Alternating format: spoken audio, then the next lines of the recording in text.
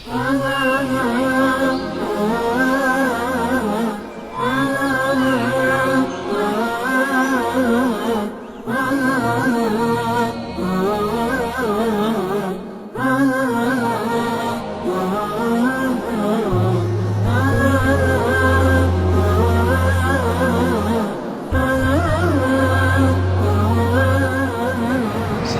warahmatullahi wabarakatuh.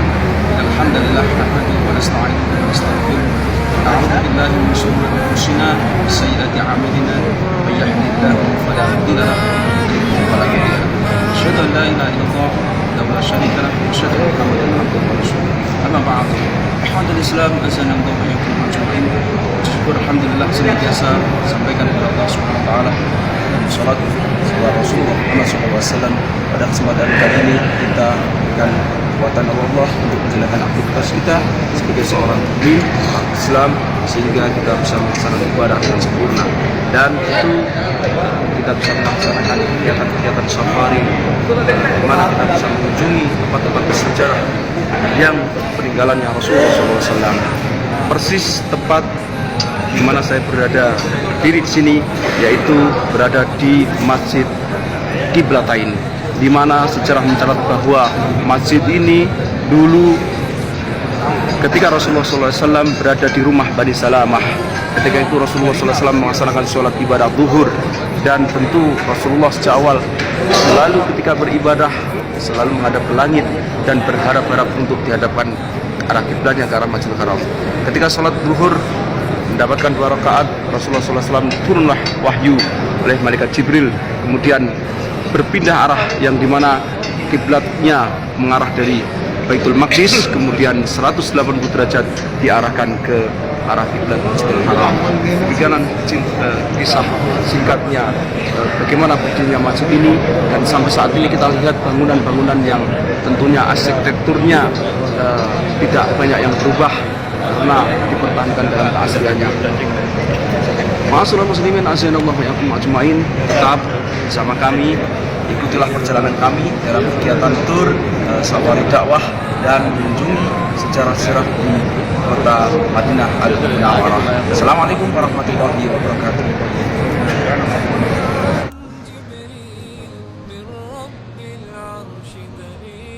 للعالم والإنسان تكبير تكبير للحافظ وهو صغير، والضاء العين قرير يحمل فجرا لينير بتلاوته الأكوان. رحمن يا رحمن بمجيني يا رحمن أصبحي ما يدوشو نبني ما يوسيت ناوتي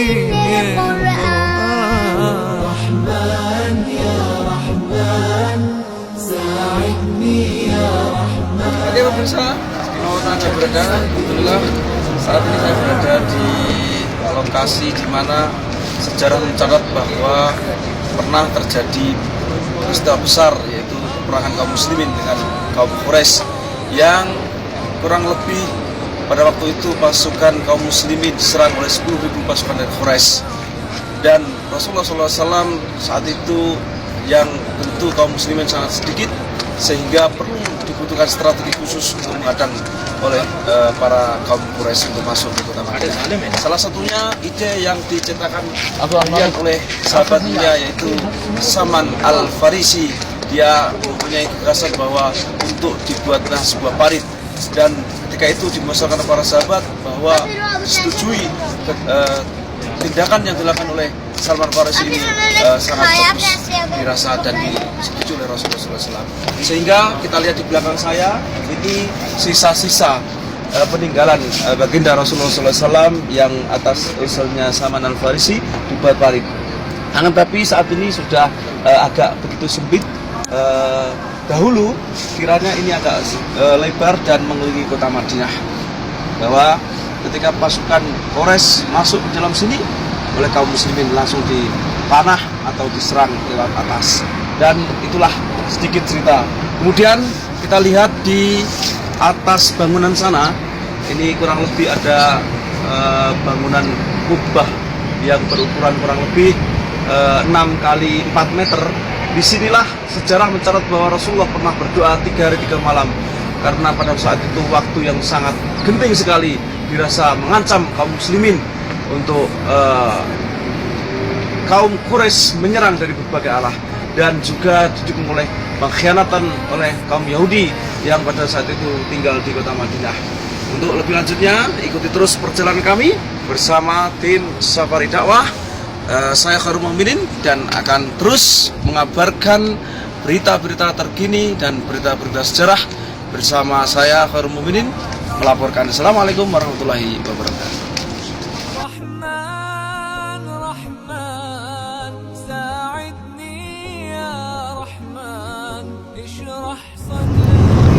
Ini adalah peninggalannya Sayyidina Utsman bin Affan yang dahulu dikisahkan bahwa sumur ini milik seorang Yahudi yang pelit, hingga banyak kaum muslimin yang pada saat itu mengalami kekeringan, membutuhkan air, sehingga seorang Yahudi ini menjual airnya pada kaum muslimin dengan harga yang tidak murah.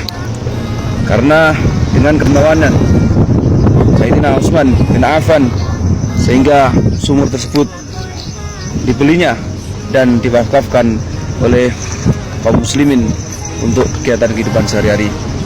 Kita lihat, inilah bangunan saat ini yang dikelilingi oleh kebun kurma, dan saat ini kebun kurma ini dikelola oleh pemerintah, sehingga sampai saat ini amal jariah yang mengalir yang dimiliki oleh sahabat Utsman bin Affan radhiyallahu anhu.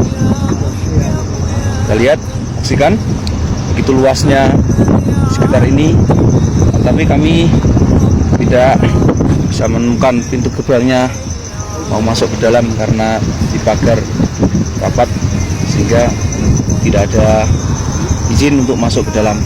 Kita lihat dari jauh. Mudah-mudahan kita semua bisa meniru perilaku sahabat Utsman bin Affan ini. Semoga kita menjadi orang-orang yang dermawan dan tentunya mendapatkan pahala yang selalu mengalir di kepada kita sisi Allah Subhanahu wa taala.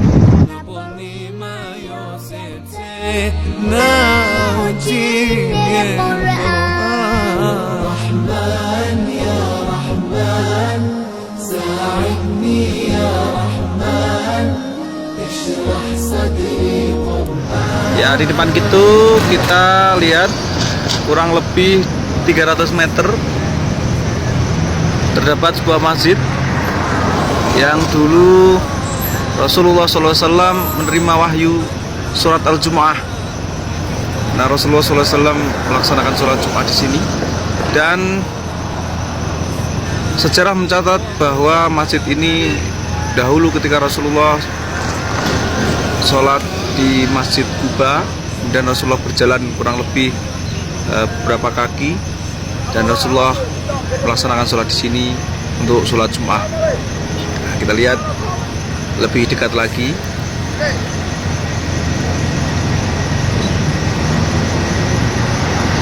Terdapat satu kubah besar dan dua kubah kecil di pojok sana. Mohon maaf kita tidak bisa bersinggah di situ. Oh ya, ada menaranya satu yang runcing, yang tingginya kurang lebih 12 meter. Tampak sangat indah dari kejauhan kalau kita saksikan Masjid Jum'ah. Pertama kalinya Rasulullah melaksanakan sholat Jum'ah.